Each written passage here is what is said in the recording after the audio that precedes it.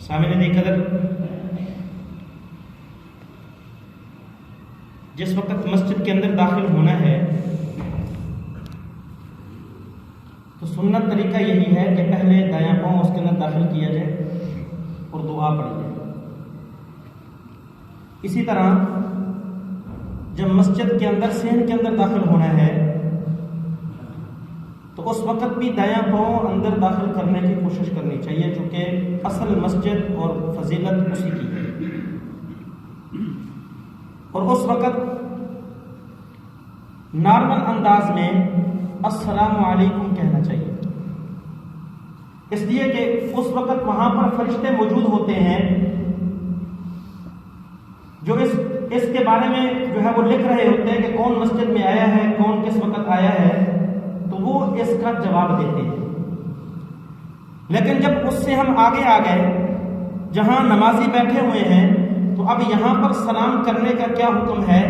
تو علماء نے فرمایا کہ جس جگہ پہ آپ بیٹھے ہیں، جب آپ بیٹھے تو ساتھ والے آپ کی طرف متوجہ ہو گئے،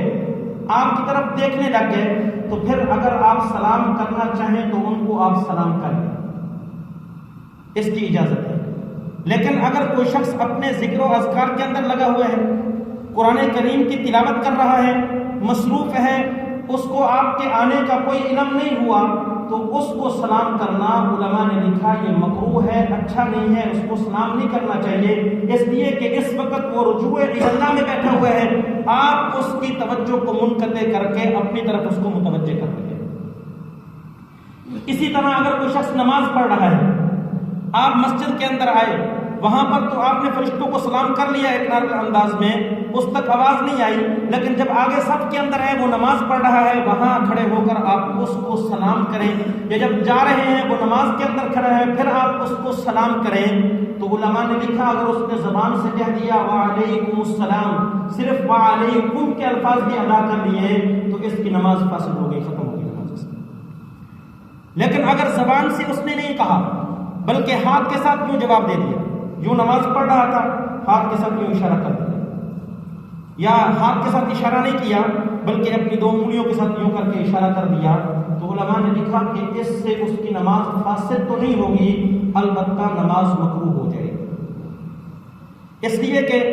جب نماز فرض ہوئی تھی اس کے بعد نماز کے اندر بولنے کی بھی اجازت تھی۔ احادیث میں آتا ہے، صحابہ کہتے ہیں ہم نماز کے اندر کھڑے ہوتے تھے، دوسرا شخص آتا تھا، ہم اس سے حال احوال پوچھ لیتے تھے اور وہ جواب دے دیا کرتا تھا، لیکن نبی علیہ الصلوۃ والسلام نے نماز کے اندر اگرچہ بولنے کی اجازت تھی، آپ صلی اللہ علیہ وسلم نے کبھی کلام نہیں کیا۔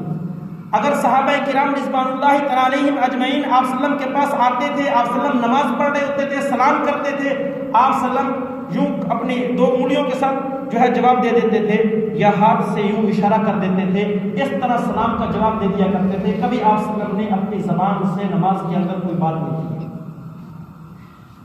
لیکن بعد میں یہ آیت نازل ہوئی قوموا للہ قانتین، جب نماز کے اندر کھڑے ہو جو فرما بردار ہو کر کھڑے ہونے، خشوع اور خضوع کے اندر کھڑے ہونے، کسی اور طرف توجہ نہیں جانی چاہیے۔ پھر نبی علیہ الصلوۃ والسلام نے اس سے منع کر دیا۔ میرے بھائیوں، احادیث کے اندر آتے حضرت عبداللہ بن عمر رضی اللہ تعالیٰ عنہ، حضرت عبداللہ بن مسعود رضی اللہ تعالیٰ عنہ یہ فرماتے ہیں کہ جس وقت نبی علیہ الصلوۃ والسلام نے ہمیں حکم دیا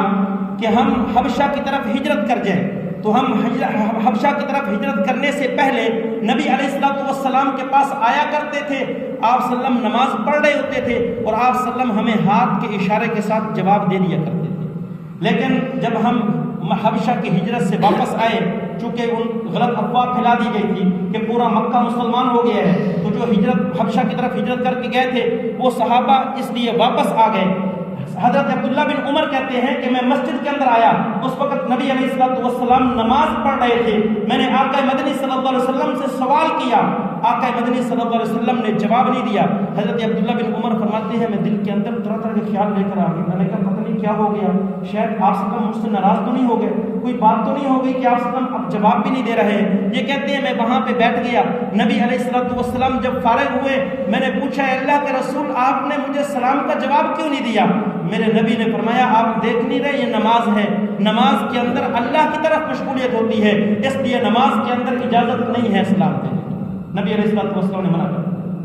حضرت جابر بن سمرہ رضی اللہ عنہ فرماتے ہیں کہ نبی علیہ الصلوۃ والسلام نے فرمایا کہ مالیا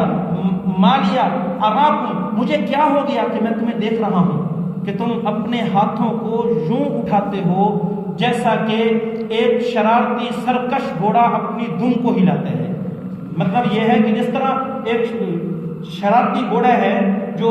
اپنی دم کو جو ہے وہ ہلاتا رہتا ہے، اس کی دم نہیں ٹکتی، اس طرح جب بھی مسجد کے اندر آتے ہیں اور وہ سلام کرتے ہیں، دوسرا جو ہے وہ اپنے ہاتھ کے ساتھ یوں کر کے جواب دے دیتا ہے۔ نبی علیہ الصلوۃ والسلام نے فرمایا اس کو چھوڑو، اسکنو فی الصلاۃ، نماز کے اندر سکون سے کھڑے ہوا کرو۔ پھر صحابہ کہتے ہیں اس کے بعد ہم نے اس کو چھوڑ دیا، اس کے بعد کبھی ہم نے کسی کو سلام کا جواب نہیں دیا۔ اس لیے میرے بھائیوں، نماز جب بندہ مسجد کے اندر بیٹھا ہو تو وہ یہاں عبادت کرنے کے لیے آیا ہے، اس لیے اس کو سلام نہیں کرنا چاہیے۔ ہاں اگر آپ کی طرف متوجہ ہو گیا، پتہ چل گیا کہ وہ اپنی عبادت کے اندر نہیں ہے، پھر آپ سلام کر سکتے ہیں، باقی نمازی کو سلام نہیں کرنا چاہیے میرے بھائیوں، اس لیے کہ اگر نمازی نے اپنی زبان سے کہہ دی اس کی نماز فاسد، اگر ہاتھ اٹھا دیا یا توجہ آپ کی طرف ہو گئی پھر بھی اس کی نماز کے اندر خلل آ جائے گا۔ دعا ہے خدا کی ذات مجھے اور آپ کو دین کی صحیح سمجھ عطا فرمائے۔ وما علینا الا البلاغ۔